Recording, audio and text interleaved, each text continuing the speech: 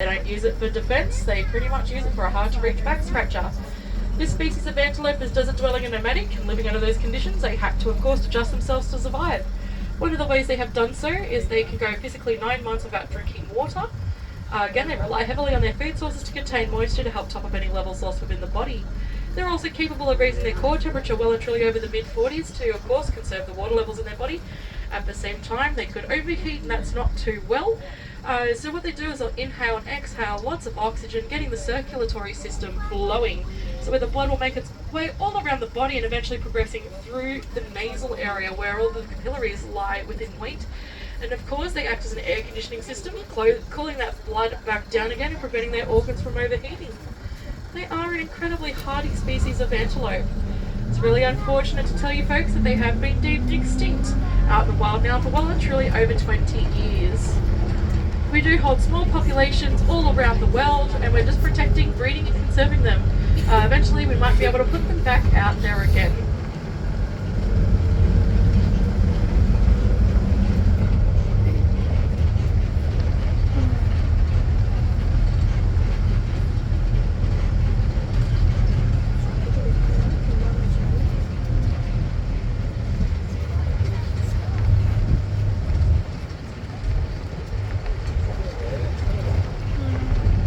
This exhibit is roughly about 9 hectares in size, so it's really good to be able to house multiple species in.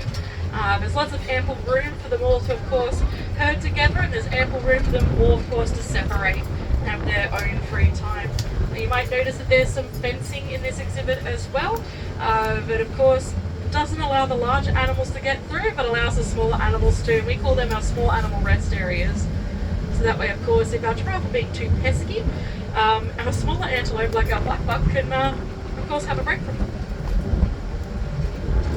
But out here on the exhibit, everyone pretty much lives very harmoniously.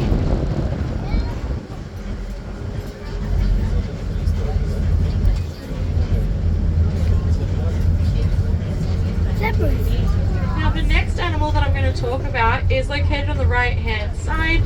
They're all currently having their mid-morning nap. They're bang smack in the middle of the exhibit, but this is the best viewpoint for you guys, as the other viewpoint might be a bit too far away, as I have to go off-road up the front there. I have to give my rhinos a wide berth, but there's a little black buck out there. They're a little bit of a white lie in this exhibit. They're not actually an African species, they are an Asian species, but nonetheless representatives for impala and gazelle, which we currently don't house here at the zoo.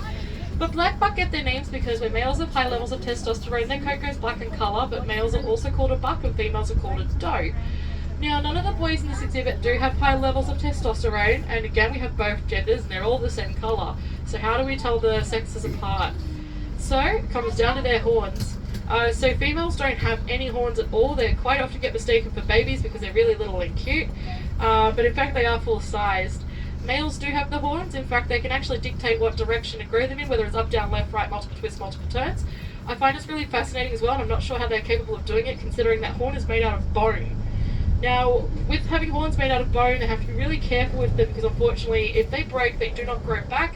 Some of the boys in this exhibit have learnt that the hard way, and they've gotten a little too out of hand with their sparring and teaching each other what to do. Unfortunately, we've had to trim a few of their horns back a little bit shorter, and 1 or 2 males are actually repping the one horn look.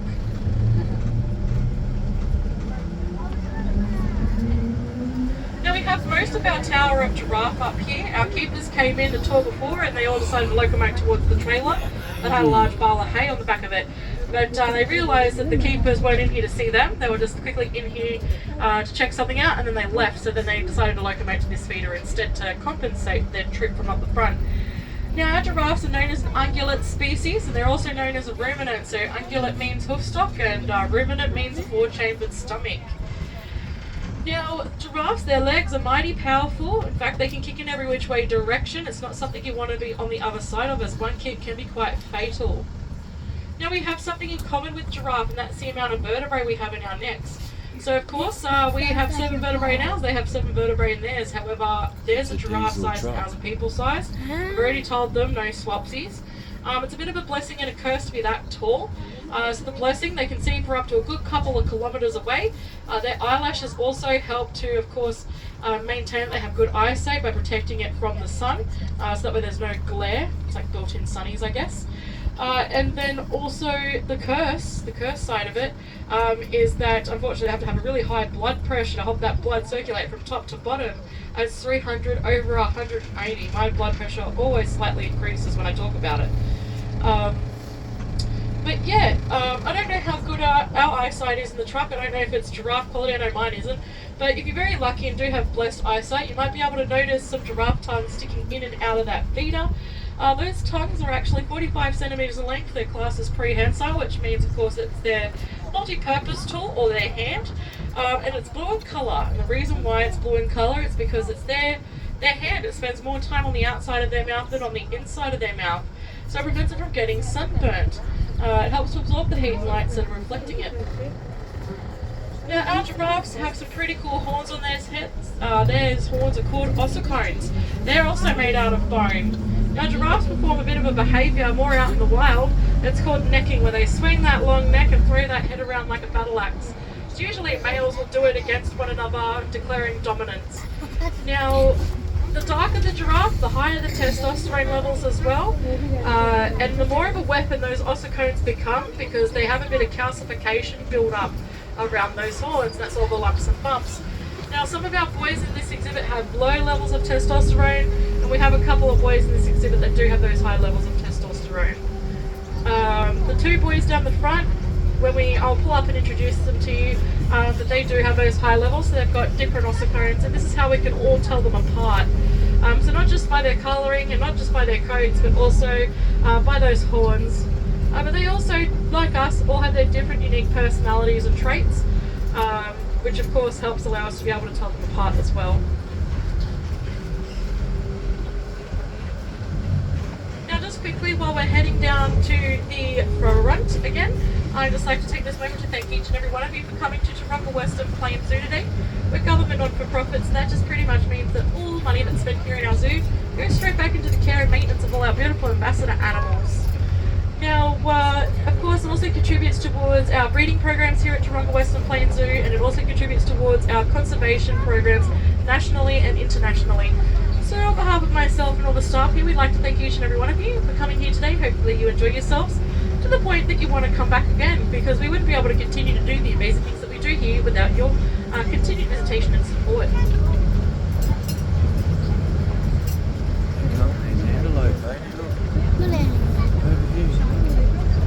But we didn't see when we first come in. Here they are. I like brown and white. Now the next animal I'm going to talk to you about are the white rhinos, just out on the left-hand side. And again, folks, I'm just giving them a wide berth.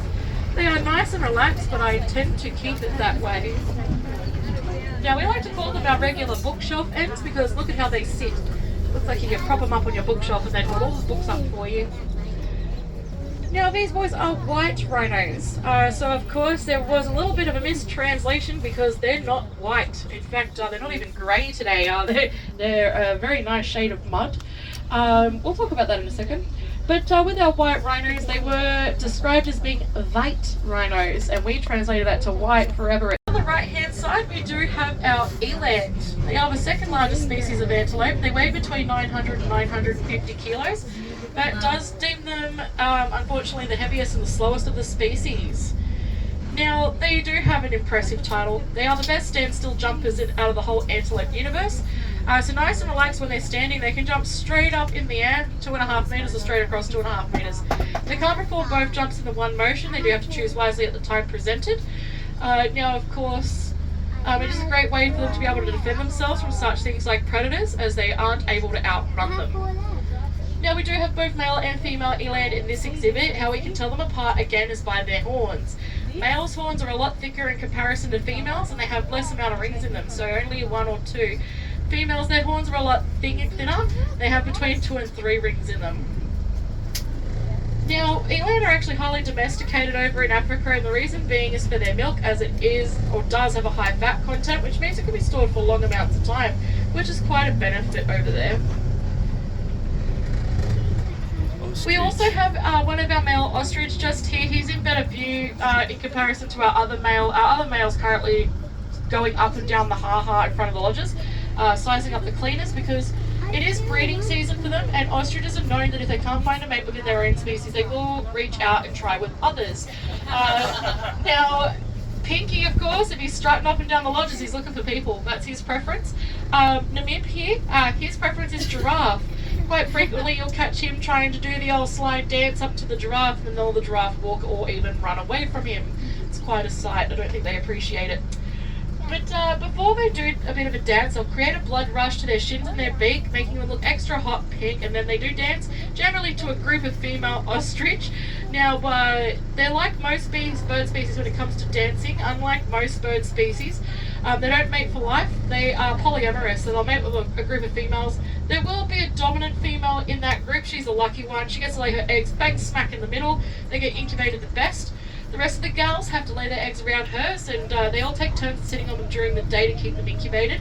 Males will sit on the eggs during the night to keep them incubated, and the reason being is the females are a light ashy colour.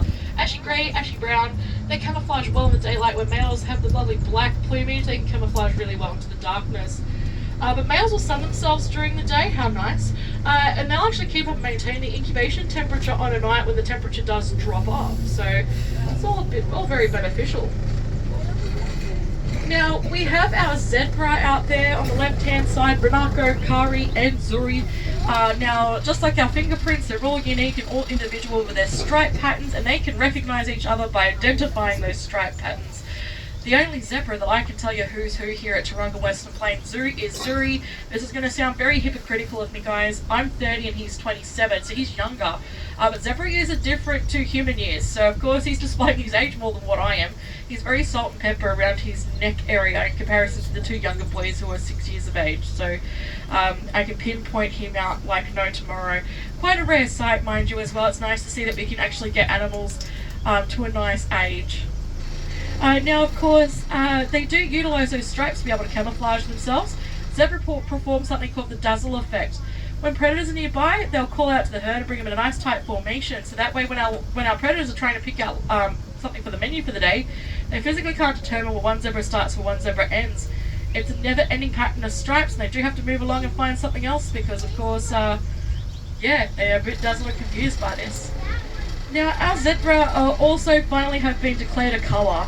It's been a bit of a chicken and an egg question for the past few years, whether they're black or white stripes, white or black stripes, or look, I'm just going to say pink or purple polka dots, just for a different answer as well. They have finally been declared black or white stripes because they have black skin. Now, how we can determine this besides shaving a patch out of the fur is by looking at the areas where the skin's exposed. So the muzzle's a good indicator, and slightly above the hoofs as well. If you weren't fully convinced, you could lift up the tail and have a peek underneath at the flanks.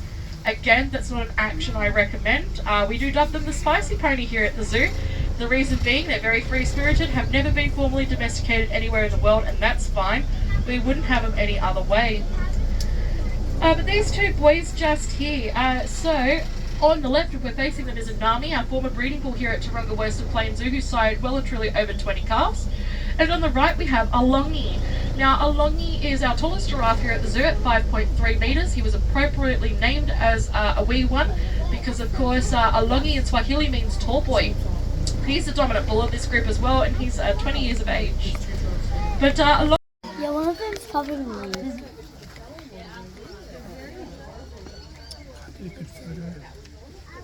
I want a pet otter.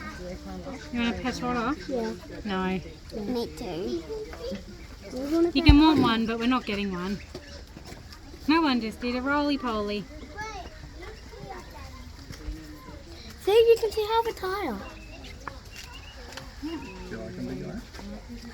It's pretty cool, hey? Oh, that's the life, isn't it? That's the life that I want to be. I want to be an otter. Okay. Just cruising around in the water.